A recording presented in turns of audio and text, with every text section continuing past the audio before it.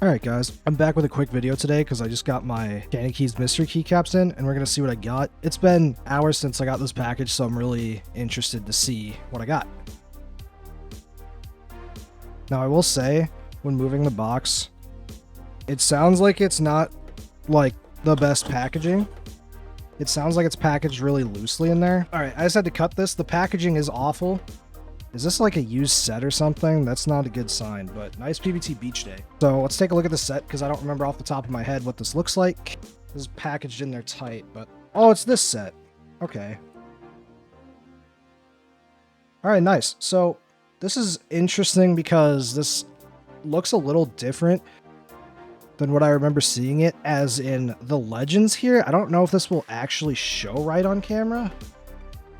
Let's see if I get it really close. Yeah, it's not focusing well, but you can kind of see the color.